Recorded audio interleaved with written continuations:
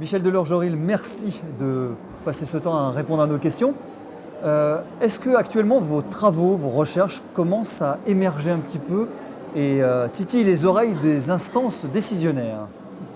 Oui, on peut dire qu'on est dans une phase, critique, dans une phase transitoire où les théories que nous défendons sont en train de prendre le pas sur les vieilles théories, sur l'archaïsme, on va dire, académique. Et on peut dire aussi que ça suscite des réactions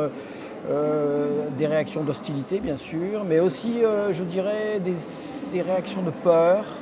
De peur? Ouais. De peur de la part de l'establishment, comme on dit, universitaire notamment. Je dirais même quelque chose qui ressemble à de la souffrance chez les gens qui voient leur vieux monde s'effondrer au profit d'un... Ouais. Oui, je pense, c'est mon impression actuelle. Et on va rencontrer des résistances terribles, je pense, parce que la souffrance, c'est quelque chose qui n'est pas rationnel. Et les gens organisent toutes sortes de réactions, de défense. Ils s'entourent d'abord, ils nient, c'est le déni habituel. C'est pas moi, c'est pas vrai, c'est pas possible. Bon, et puis ils construisent une espèce de forteresse pour se défendre, par définition. Il n'y a plus rien qui rentre, il n'y a plus rien qui sort. Et ce que l'on voit actuellement, Sans exagérer. sans exagérer, c'est une espèce de paralysie intellectuelle, paralysie de l'esprit, chez les gens qui sont opposés aux nouvelles théories. Mais pourtant, vos recherches sont tangibles. Les résultats sont tangibles. Il n'y a pas que les miennes. Oui, j'imagine. Oui. La page est en train de se tourner, mais comme vous savez, les ruptures se font dans la douleur. C'est ce que pour des sociologues, la phase actuelle est absolument passionnante. On est en phase de transition. Vous pensez vraiment que dans peu de temps, ça risque de basculer du bon côté? Ça peut basculer dans différentes directions parce que des intérêts divergents sont en train de s'opposer. Il y a bien sûr la vérité scientifique, l'intérêt des patients et même du corps médical, on peut dire ça comme ça, l'intérêt de la société.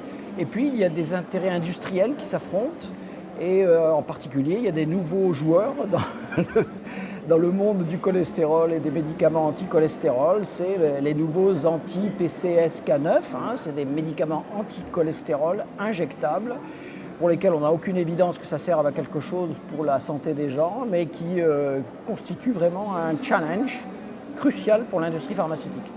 Vous continuez à le dénoncer, j'ai la sensation aussi qu'il y a une nouvelle actualité qui est chaude là. Vous avez écrit un bouquin, voilà, alors nouveau bouquin. Ce livre qui s'appelle « L'horrible vérité sur les médicaments anti-cholestérol », c'est pas un titre tapageur pour attirer le chaland, c'est parce que en l'écrivant, l'évidence est venue on est dans une situation littéralement horrible. C'est-à-dire que l'on donne aux gens, à des millions de gens en France, des centaines de millions de gens dans le monde, des médicaments qui sont inutiles, inefficaces et qui sont toxiques. Là, vous allez aussi, en termes d'actualité, vous allez passer dans un reportage sur France 5, si je ne me trompe pas. Et ça semble plutôt un traquenard, non? Parce que vous êtes dans le reportage et ce que j'en ai compris, c'est que les 3 personnes qui sont sur le plateau pour commenter, voir, critiquer les propos, vous ne serez pas là pour vous défendre, encore une fois. Voilà, alors je ne sais pas si on peut parler de traquenard vraiment, on verra sur place comment ça se passe. Je pense que les gens qui ont fait le film eux-mêmes, le documentaire si vous voulez, et qui m'ont interviewé, étaient certainement de bonne foi. Je ne sais pas ce qu'il y a dans le film à la fin, évidemment, qu'est-ce qui a été gardé, qu'est-ce qui a été rejeté. Ce qui est sûr, c'est que les présentateurs eux-mêmes se sont manifestés de manière très claire en faveur des vieilles théories, c'est-à-dire le cholestérol bouche les artères, il faut le baisser avec des médicaments, les statines sont des médicaments miraculeux, etc. Et c'est vrai que le plateau télé qu'il y a après le film est composé donc des 2 présentateurs qui sont complètement opposés aux nouvelles théories, et ils ont invité exprès évidemment 3 personnes qui sont plutôt favorables à leur théorie, mais on ne peut pas à l'avance, on n'est pas des paranoïaques, on ne peut pas à l'avance savoir si l'actualité récente, scientifique et médicale, va inciter ces 3 témoins, présentés comme objectifs, à de la modération. Mais justement, la modération, on n'a plus le temps de la modération. Maintenant, il y a des gens qui s'empoisonnent tous les matins, tous les soirs avec des comprimés. De santé. Il y a une urgence. Et si vraiment là, c'est toute notre société, c'est tous les gens de bonne foi qui doivent maintenant réagir et dire arrêtez cette barbarie. En tout cas, votre combat, vos recherches continuent. Merci d'avoir pris ce temps de nous répondre pendant un instant. Ce qui est important aussi de voir, c'est qu'il ne suffit pas de dire que des médicaments sont inutiles, il faut aussi dire aux gens qu'est-ce qu'il faut faire pour protéger leur santé. Et donc je vais donner une conférence pour expliquer ce qu'est le nouveau régime méditerranéen, c'est-à-dire là, une manière de se nourrir et de vivre, ça va ensemble, une manière de protéger l'environnement, parce que c'est dans l'environnement qu'on prend nos aliments.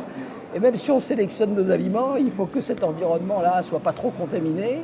Et donc tous ces aspects sont extrêmement importants pour protéger notre santé. Pas simplement les maladies cardiovasculaires, mais les cancers, les Alzheimer, les diabètes, l'obésité.